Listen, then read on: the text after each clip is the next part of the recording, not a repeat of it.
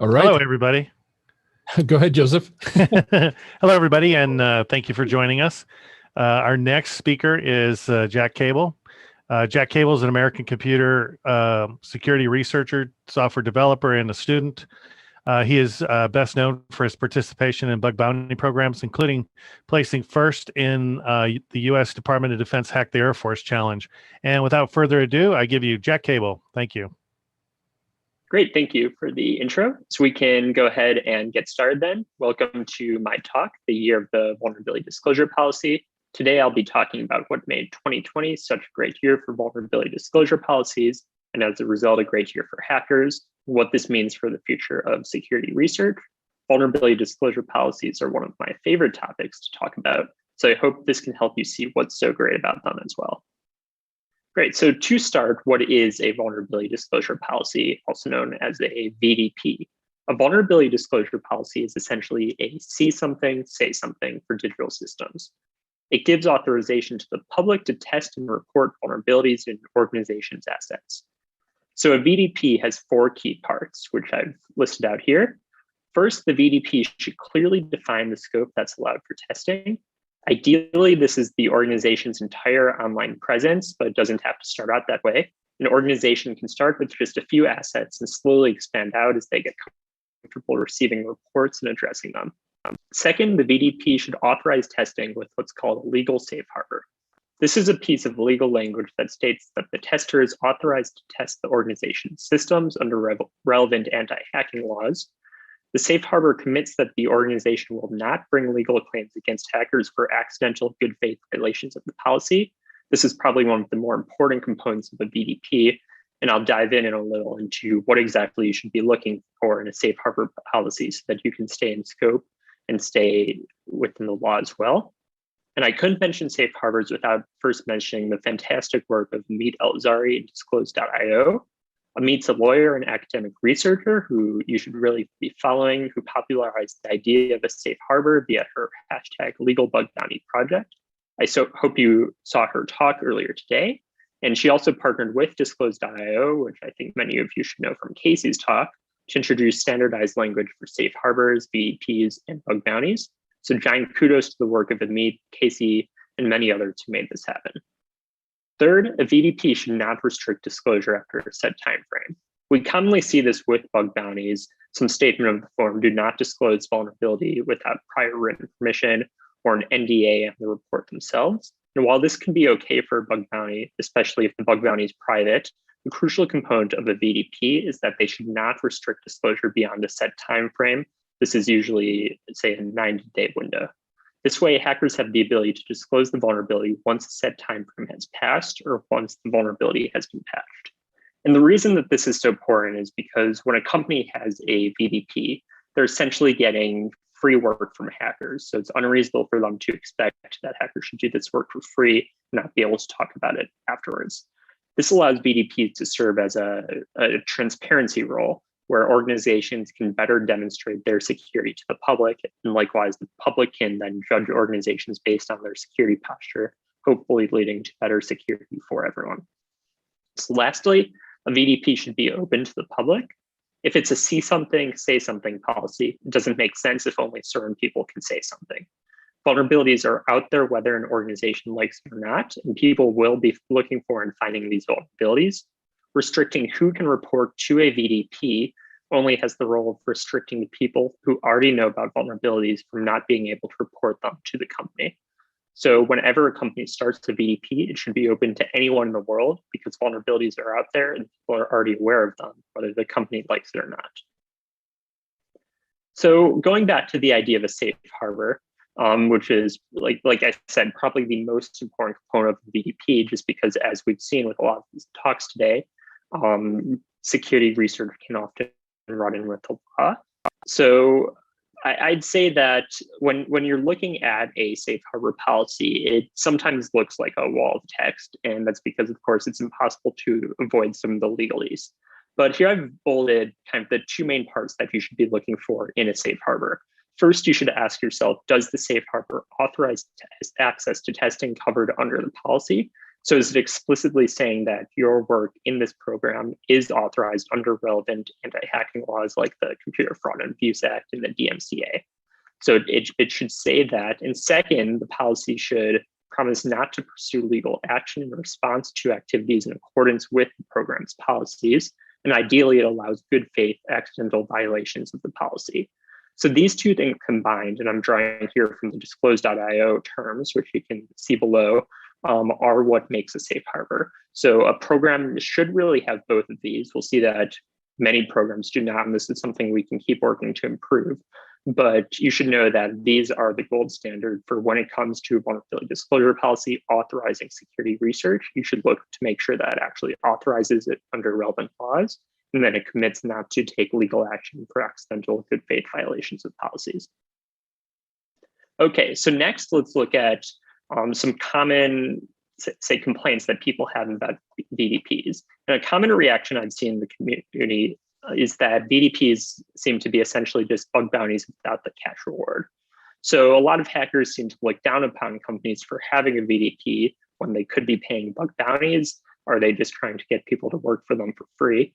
So I want to make the point that VDPs and bug bounties are really complementary, and a bug bounty is not necessarily a replacement for a VDP. A VDP should be open to anyone, while bug bounty can be public or private. Further, like we've seen, a VDP should not restrict disclosure, while a bug bounty may.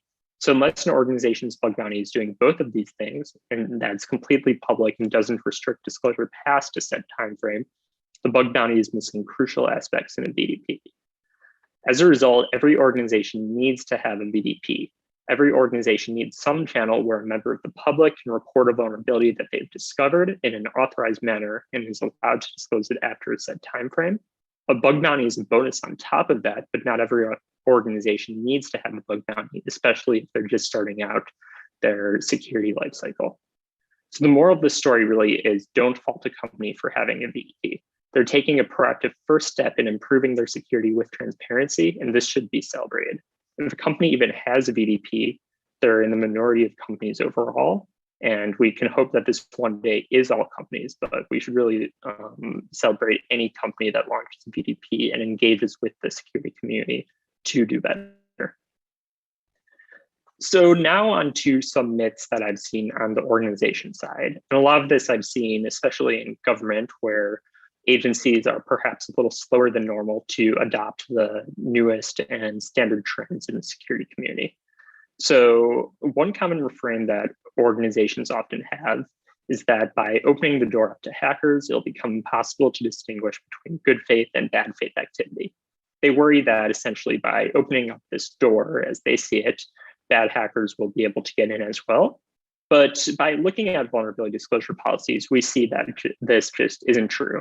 And the reason for this is that a VDP clearly states what kind of activity is and is not allowed. If an adversary is exploiting a vulnerability and they say exfiltrate thousands of records on users, that's very clearly against the terms of the policy. So as a result, a program owner can tell if someone is or is not complying with the rules of the policy and still address malicious adversaries. A VDP only makes an organization safer because good faith actors will give them the ability to patch vulnerabilities before adversaries can exploit them. So what some agencies try to do in response to this is restrict their scope to say only vetted hackers. So maybe it's only hackers from certain countries, maybe it's only hackers that they've done a background check on. And while this can be okay for bug bounties where it's private and you're paying those people, this is problematic for VDP for reasons that I mentioned before, because restricting access to your VDP won't stop adversaries from exploiting your system since they're already going to be going and doing it anyways. Instead, you're just restricting the ability of good hackers to help you out. So lastly, organizations sometimes think that they should wait to start a VDP, thinking that, hey, maybe we're not just ready for this. But I think that really it's never too early to start thinking about security. The reality is that people are already out there testing their systems and discovering vulnerabilities. At minimum, every organization needs to have a public channel for reporting vulnerabilities that people have already found. Organizations should invest the resources to start a VDP now so that they can get familiar with receiving and addressing these vulnerability reports. And again, adversaries are not waiting for a VDP to start testing, so we might as well let the good hackers help now. Okay, so now that we've established the baseline of what a VDP is, let's look at what happened in 2020. And it really was, in some ways, a viral year for vulnerability disclosure policies, no pun intended. At the start of 2020, according to disclose.io data, we had 880 known VDPs, 308 of those had full or partial safe harbors. Fast forward now to the end of 2020, we have 2,286 known VDPs, and 382 of those have full or partial safe harbors. So I think that the safe harbor number might be a little below just because we don't have the data on all of it. It probably should be higher. But in either case, the story that this tells is that organizations are rapidly adopting VDPs, almost tripling the amount of known VDPs in just 1 year. So this is very quickly becoming an industry standard. Organizations are becoming more proactive about their security. And as a result of engaging hackers, they're becoming more secure overall. So what led to this rise in VDPs? I want to look at two case studies in particular about VDP adoption. So the first one is that of the federal government, where CISA, the Cybersecurity and Infrastructure Security Agency, played a large role in requiring every federal agency to start a VDP. And the second case study is in the elections world, where both private companies and state governments launched vulnerability disclosure policies to improve the security of their election systems ahead of the 2020 election. So let's start with CISA. So if you're unfamiliar, the Cybersecurity and Infrastructure Security Agency, aka CISA, is the primary federal entity responsible for coordinating the security of critical infrastructure in the United States. Full disclosure, I previously worked for CISA and think that you should too. It's a great place to work. As part of this, CISA has the ability to require federal, civilian, executive branch agencies to take certain actions to improve their security posture. And this process is known as a binding operational directive. So one directive in particular that's relevant here is the Binding Operational Directive 2001, which was published last year and requires federal agencies to establish a vulnerability disclosure policy. What's amazing about this is that with one signature, hundreds of federal agencies now are establishing VDPs. So what does this directive entail? Primarily, it requires that these federal, civilian, executive branch agencies establish a vulnerability disclosure policy within 6 months of the directive, which happened to be just a few weeks ago. It very much follows the requirements I talked about earlier in what makes a VDP, in that they clearly define scope, they authorize testing via a legal safe harbor, they don't restrict public disclosure after a set time frame, and they're open to the public. So the way that this directive is structured, organizations can start small by including just a few assets, and over time expand to eventually include all of the organization's systems.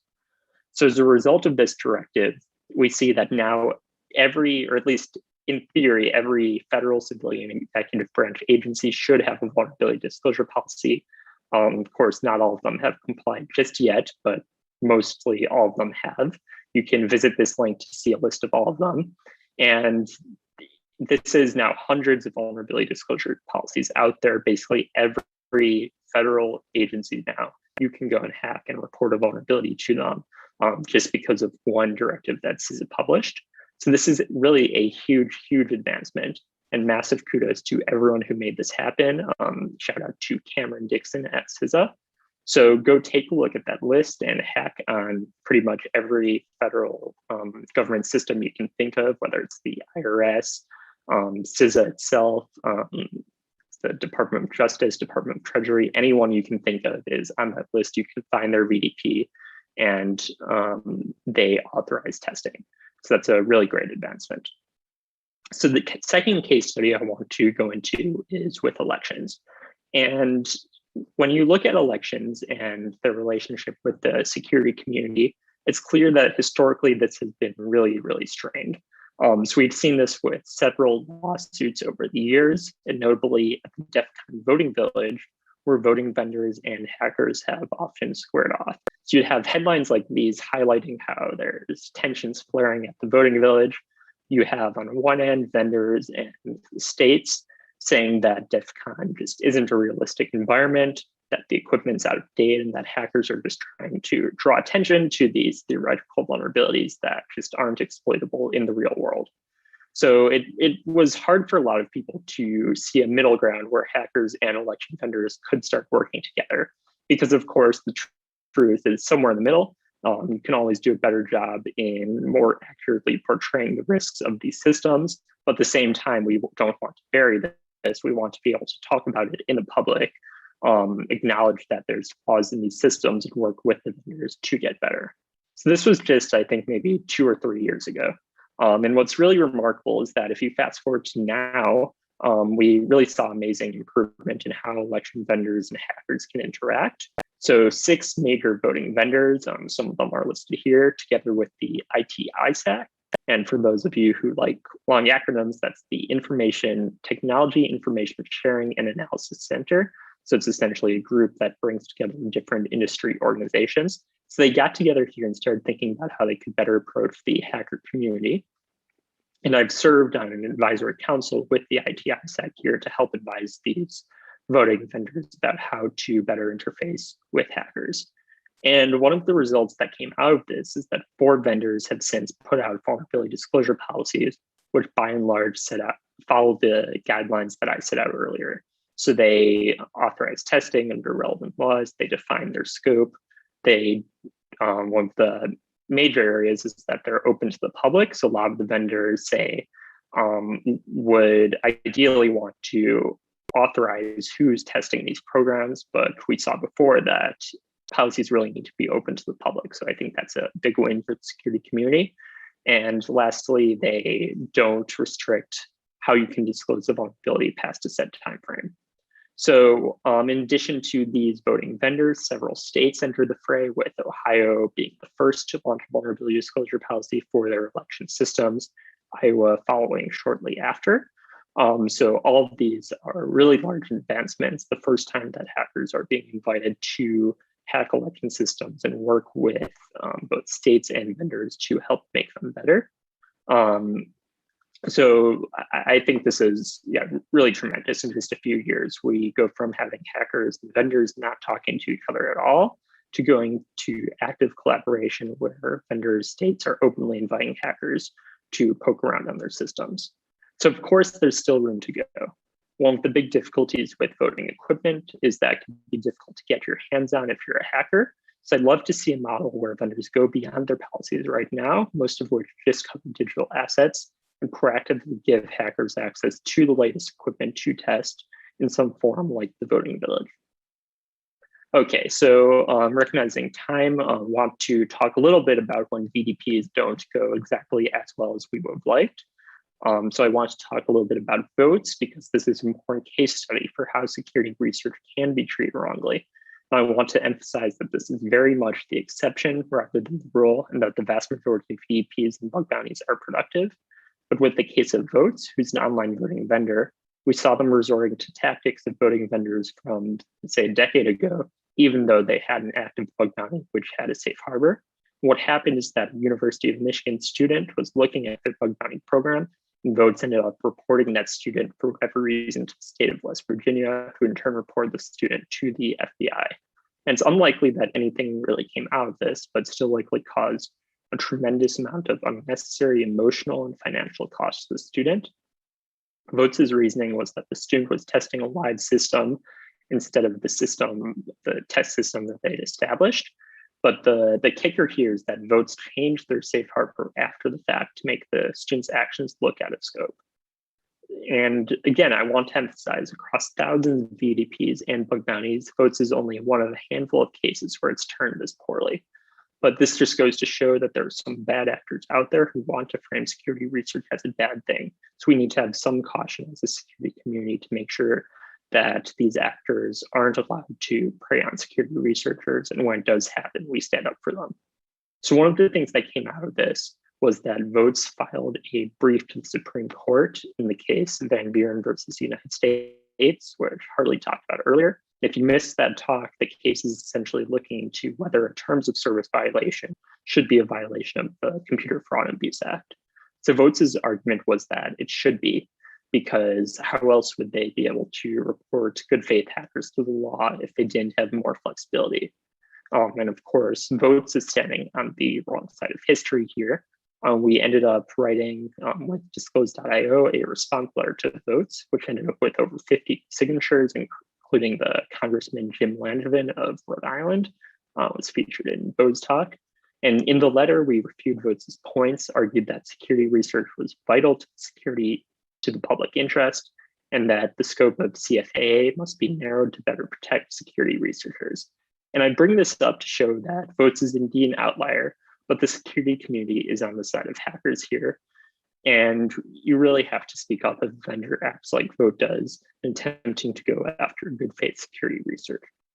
So someone said that every talk has to feature one of these memes with the Ever Given ship. So here's mine. So you have Votes on one end trying to push back against productive reform to anti-hacking legislation and rising adoptions of VDPs, but ultimately they don't have much power if the security community unites and stands up to them. Okay, so what does all of this mean? So first, we're seeing a huge increase in VDPs, and I think that this is really great for overall security. We're seeing that companies are increasingly willing to be more transparent with their security, and it would really be a mistake if we didn't capitalize on this to really take advantage of the fact that we can now differentiate organizations based on their security. So if an organization doesn't have a VDP at all, then they're actually negligent in addressing their security. A company that does have a VDP and is open to external feedback is much better in my mind, and I would much more happily use their products.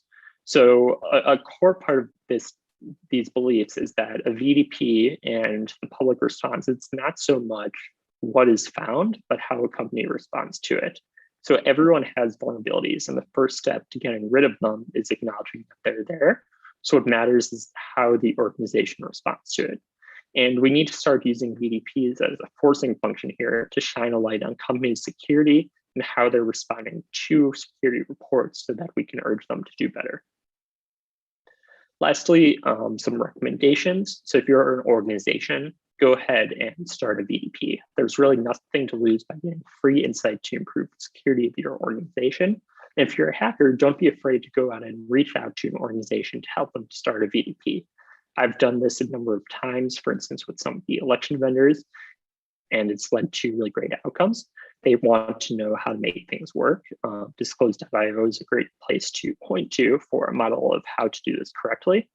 And lastly, organizations should start small, perhaps with just a few assets to get familiar with handling vulnerability reports and build your way up as you get more familiar. Okay, and then for the hackers, go ahead and hack on VDPs. Disclose.io has a fantastic search feature to look through all of the existing VDPs. I'm sure you can find that, say, a small company or government agency would really value your help.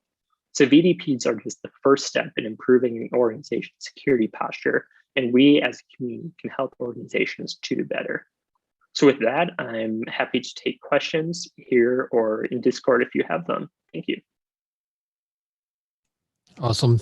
Thank you so much, Jack. And we're taking the questions offline in Discord just because of the logistics. We actually are streaming pretty much everywhere right now. So for those of you that are listening in, and of course, the Discord information is in the bottom of the screen, as always. And once again, thank you so much, Jack, for supporting the event and for supporting the community. Amazing presentation. Thank you all. Thank you. We're going to go in a quick break until we get set for the next presentation. So we'll be right back.